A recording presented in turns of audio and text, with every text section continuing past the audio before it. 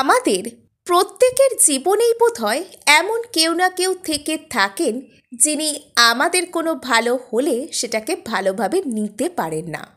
সর্বদা কিছু না কিছু করে আমাদেরকে ডাউন দেখানোর চেষ্টা করেন। আমাদেরকে উনি হয়তো ঈর্ষাজনিত কারণ বা সম্পূর্ণ অন্য কোনো কারণের জন্য আমাদের নামে নানান রকম এনার্জি ওয়ার্কস, আমাদের ক্ষতি সাধন করা বা ব্ল্যাক ম্যাজিক করা, এই জাতীয় অনেক কিছু করে থাকেন। আজকে আমরা জানব যে আপনাদের কারা ক্ষতি চাইছেন অথবা আপনাদের কারা ভালো চাইছেন না, কি কি কারণে, এবং আদৌ কি তারা আপনাদের উপর ব্ল্যাক ম্যাজিক করছেন বা এর ফলাফল তাহলে কি হতে চলেছে।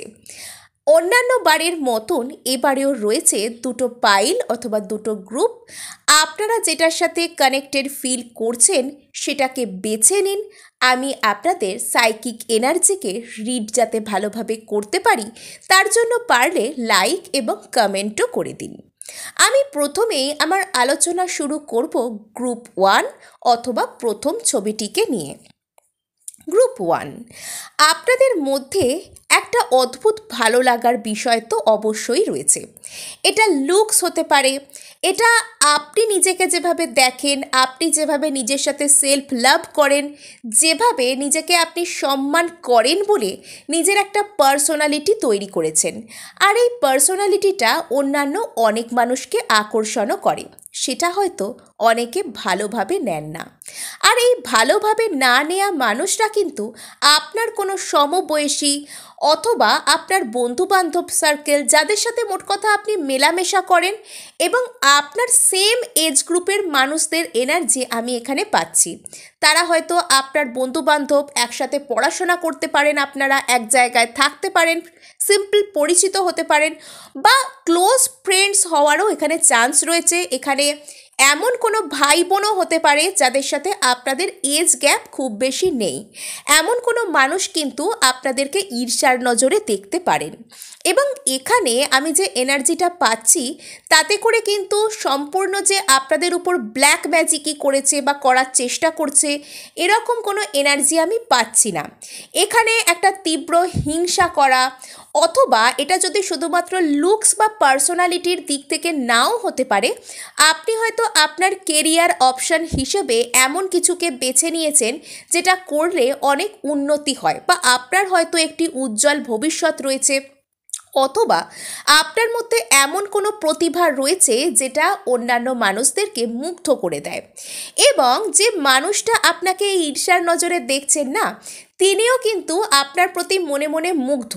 অ্যাকচুয়ালি আমরা কিন্তু যার কথা ভেবে ইনসিকিওরড হই, আমরা কিন্তু জানি যে আমরা চেষ্টা করলেও তার মতন হতে পারবো না। যখন আমরা কাউকে ঈর্ষা করি বা হিংসা করি, এই বিষয়টা হচ্ছে নিজেকে ইনসিকিউরিটির মধ্যে ফেলে দেওয়া।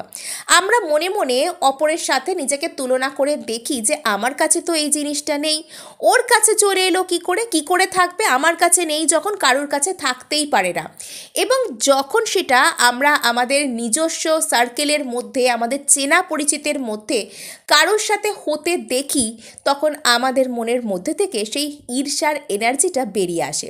সুতরাং আপনার হাতে এই মুহূর্তে এখন এমন কোনো কেরিয়ার অপশান থাকতে পারে, অথবা এমন কোনো চাকরি, বা আপনি পড়াশোনায় অনেক ভালো, আপনার কোনো প্রতিভা রয়েছে, সেটা আপনার সেম এজ গ্রুপের অথবা সেম র্যাঙ্কের, সেম ক্লাসের বাড়িতে থাকলেও হয়তো আপনার তিনি কোনো একই, হয়তো সেই হয় না যে পাশাপাশি রয়েছে দুই ভাইয়ের দুই বউ, আপনার যা টাইপের মানে সেম র্যাঙ্কের মানুষ আর কি, তাদের মধ্যে কেউ হতে পারেন যিনি আপনাকে ঈর্ষা করেন।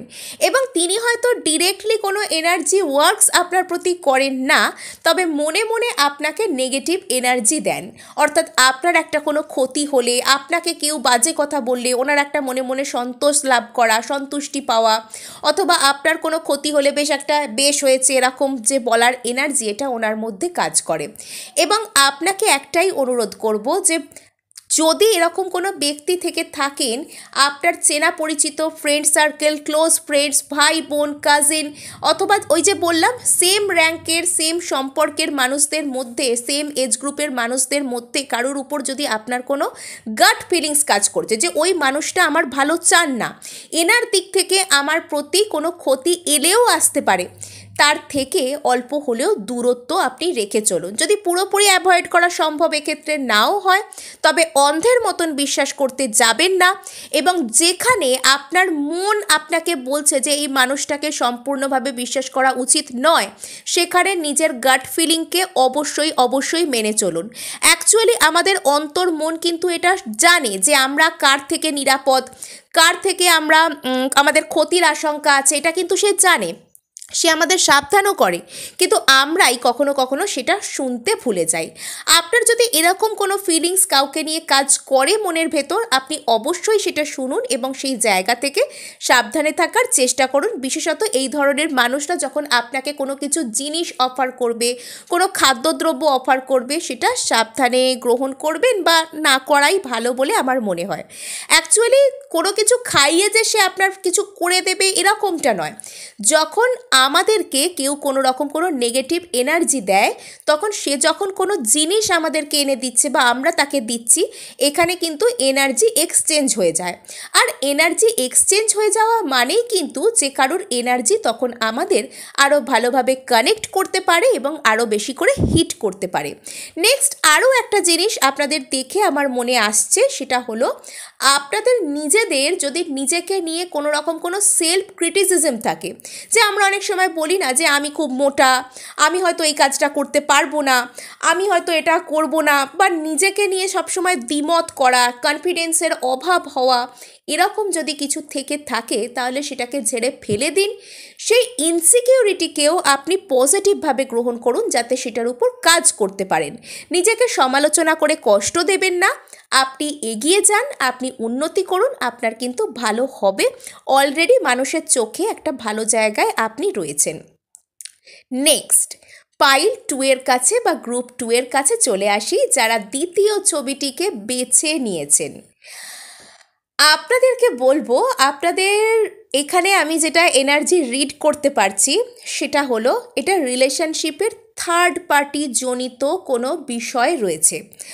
আইদার এখানে হতে পারে যে আপনি কারোর সাথে সম্পর্কে রয়েছেন, আপনার কোনো এক্স ছিল বা কেউ আপনাকে মনে মনে পছন্দ করেন, তিনি কোনো রকম কোনো ম্যানিফেস্টেশন ওয়ার্ক, ব্ল্যাক ম্যাজিক বা যে কোনো রকমের এনার্জি ওয়ার্ক করে আপনাকে এই মুহূর্তে আপনার জীবনে যিনি রয়েছেন তার থেকে আলাদা করতে চাইছেন। অথবা এটা এরকম হতে পারে যে আপনি যে মানুষটার সাথে সম্পর্কে রয়েছেন, তার হয়তো জীবনে কেউ রয়েছে বা কেউ ওনাকে পছন্দ করে, তিনি হয়তো আপনাদের মাঝখানে এসে পড়ছেন বারবার, বা কোনো রকম কোনো ওই ধরনের এনার্জি ওয়ার্ক করে কিন্তু আপনার থেকে তাকে দূরে সরানোর চেষ্টা করছেন। এটা আমি এখানে দেখতে পাচ্ছি। এখানে একটা ম্যাজিকের এনার্জি, একটা গুপ্ত শত্রুতা, এরকম ধরনের একটা এনার্জি আমি পাচ্ছি। এবং এখানে যে বিষয়টা হয়েছে সেটা হচ্ছে রিলেশনশিপ সংক্রান্ত, এবং সেখান থেকে শত্রুতা, সেখান থেকে প্রতিদ্বন্দ্বিতার একটা বিষয় রয়েছে। এবং এখানে আপনি চেনেন না আপনার শত্রু ঠিক কারা, বা এই মুহূর্তে আপনি কিন্তু ভাবতেও পারছেন না যে কে ঠিক আপনার এই ক্ষতিগুলো করতে চাইছে। সেই ব্যক্তি কিন্তু আপনাকে সারাক্ষণ নিজের নজরে রেখেছেন, আপনি হয়তো তাকে দেখছেন না, আপনি তাকে বুঝতে পারছেন না, তার মুখটা আপনার সামনে এই মুহূর্তে পরিষ্কার নয়। আপনি এমন কোনো মানুষের দ্বারা ক্ষতিগ্রস্ত হচ্ছেন যার কথা যিনি আপনাকে ক্ষতি করতে পারেন বলে আপনি ভাবতেই পারেন না।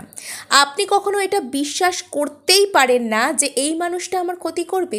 তার মুখটা আপনার সামনে পুরোপুরি রিভিলড হয়নি, এবং তিনি পুরোপুরি রহস্যের অন্তরালে নিজেকে রেখেছেন। ইনি আপনার পরিবারের কেউ হতে পারে, এবং পরিবারের কেউ যদি হন তবে সেক্ষেত্রে কিন্তু রোম্যান্টিক থার্ড পার্টি হওয়ার চান্সটা তুলনামূলকভাবে কম। পরিবারের কেউ রয়েছেন যিনি আপনার হয়তো ম্যারিড লাইফ অথবা ওই ধরনের কোনো বিষয়কে যিনি দেখতে পারছেন না, যিনি সহ্য করতে পারছেন না, যিনি চান যে আপনি যে সুখী জীবনটা কাটাচ্ছেন বা কারোর সাথে সম্পর্কে যাচ্ছেন সেটা ওনার মোট কথা পছন্দ নয়, সে উনি যেই হন না কেন। উনি যদি আপনাকে শুধুমাত্র রোম্যান্টিকভাবে নিজের করে পেতে নাও চান, এটা অন্য কোনো শত্রুতাও যদি হয়ে থাকে, উনি মোট কথা চান না যে আপনি কারোর সাথে একটা সম্পর্কে ভালো জায়গায় থাকুন। এবং উনি কিন্তু অলরেডি আপনাদের উপর এনার্জি ওয়ার্কস করে ফেলেছেন। অলরেডি হয়তো হয়তো আপনি যে সম্পর্কের মধ্যে রয়েছেন সেটাতে বেশ গোলযোগ, বেশ ব্রল ক্রিয়েট হয়ে গেছে এবং উনি দূর থেকে এটা দেখে বেশ এনজয় করছেন। আপনি ওনার কথা ভাবেন না ভাবেন, আপনি হয়তো ওনাকে কথা ভাবতেও পারেন না, কিন্তু উনি আপনার প্রত্যেকটা পদক্ষেপ, আপনি এই মুহূর্তে কী করছেন, কেমন আছেন, কোথায় যাচ্ছেন না যাচ্ছেন, আপনার সম্পর্ক আদৌ পুরোপুরি ভাঙলো কিনা, এই সব কিছু কিন্তু উনি খুঁটিনাটি নিজের নজরে রেখেছেন, সবই উনি নোটিস করছেন। এবং বিশ্বাস করুন, এই ব্যক্তি কিন্তু জীবনে নিজে কোনোদিনও সুখী হতে পারবে না, সে নিজেও এটা খুব ভালো করে জানে। তাই অপরের সুখ নষ্ট করেই এর আনন্দ, এখানেই এর সন্তুষ্টি। এবং এই যে শাস্তিটা যেটা পেতে চলেছে সেটা হলো, আপনাকে আবারও দেখবে আপনি একটা সুন্দর রিলেশনশিপের মধ্যে গেছেন, আর কি করে নিজেকে বাঁচাবেন, নিজের ভাইব্রেশনকে হাই করুন। ওই সমস্ত স্পেল ওয়ার্ক, এখানে ওখানে ছুটোছুটি করা, এসব করে খুব বেশি কিছু লাভ হয় না। আপনি যখন নিজের ভাইব্রেশনকে লো করবেন, আপনার উপর এই ধরনের অ্যাটাকস হবে। আপনি যখন হাই ভাইবসে থাকবেন, তখন এরকম যারা আপনার সাথে করতে আসবে তারা নিজেরাই কিন্তু ক্ষতিগ্রস্ত হবেন। আপনি যদি সেরকম আপনার কোনো কনভেনিয়েন্ট লোকের কাছে আপনার চেনা থাকে, আপনার কোনো প্রার্থনা বিশেষ করলে আপনার পজিটিভ ফিল হয়, আপনার কোনো বিশেষ পবিত্র স্থানে গেলে আপনি অনেক ভালো মনে করেন, আপনি যান সেখানে, আপনি সেই প্রার্থনা করুন, আপনি সব কিছু করুন নিজের ভাইবস হাই করার জন্য। আপনার সিম্পলি কিচ্ছু ভালো না লাগলে আপনি গ্রিন তারা মন্ত্র চ্যান্ট করতে পারেন, আপনি নিজে নিজের প্রতি হো ও পোড়ো করতে পারেন, সেলফ লাভে আসতে পারেন। মোট কথা আপনি নিজেকে আগে ভালোবাসতে শুরু করুন, আপনি দেখবেন আপনার সম্পর্কের জায়গাও সুন্দর হবে, এবং যারা এরকম করছে আপনার সাথে তারা কিন্তু নিজেরাই পিছু হটবে যখন দেখবে এত কিছু করার ফলে কিছুই আলটিমেটলি হলো না। তো আজকে এটুকুই, দেখা হচ্ছে নেক্সট ভিডিওয়। ধন্যবাদ।